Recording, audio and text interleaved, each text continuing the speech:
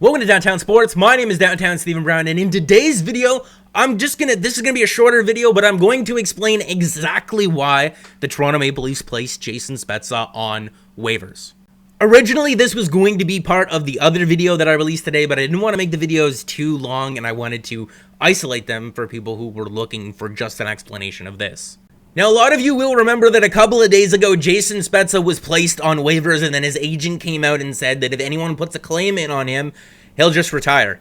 It's an interesting strategy, but you can't force a guy to play for your team if he doesn't want to. He wants to be in Toronto, and that's great. And a lot of people took this as the evil and disrespectful Kyle Dubas disrespecting the honorable and great Jason Spezza.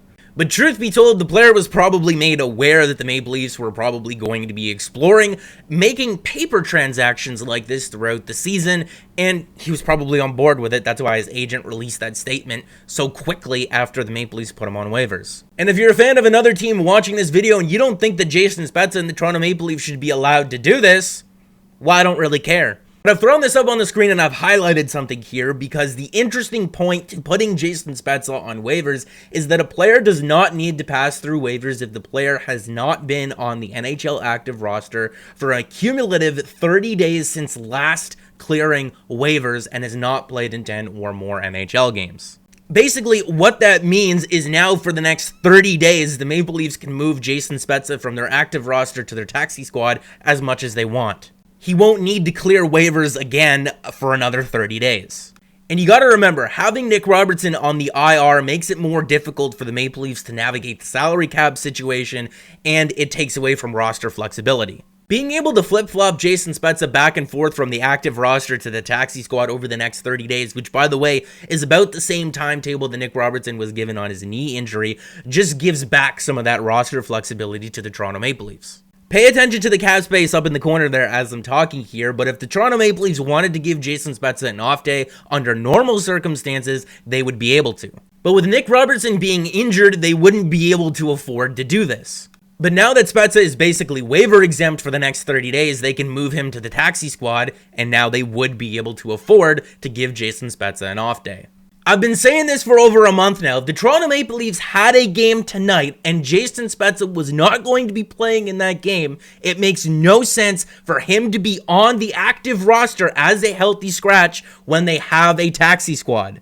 Because if Jason Spezza is not playing in tonight's game, for example, and he's just sitting as a healthy scratch on your active roster, you have to pay him for that day. Now, the only difference from the previous clip to this clip is that I've moved Jason Spezza from being a healthy scratch to the taxi squad. Now, you're going to notice that the salary cap space in the upper right-hand corner went up by a full $700,000.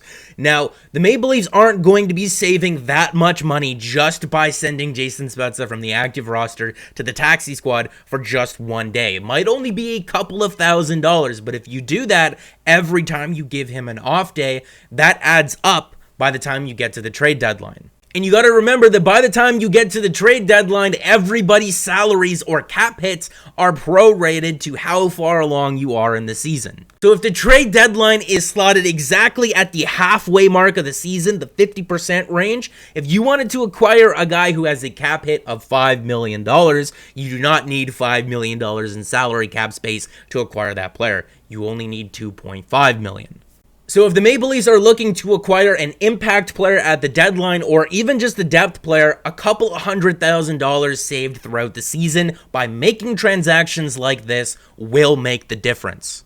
Hopefully I did a well enough job explaining that. If you guys have any questions or comments, leave them down in the comment section and make sure to like the video if you did like it and subscribe for more because more is always on the way. And guys, remember, there's going to be a lot of transactions like this year.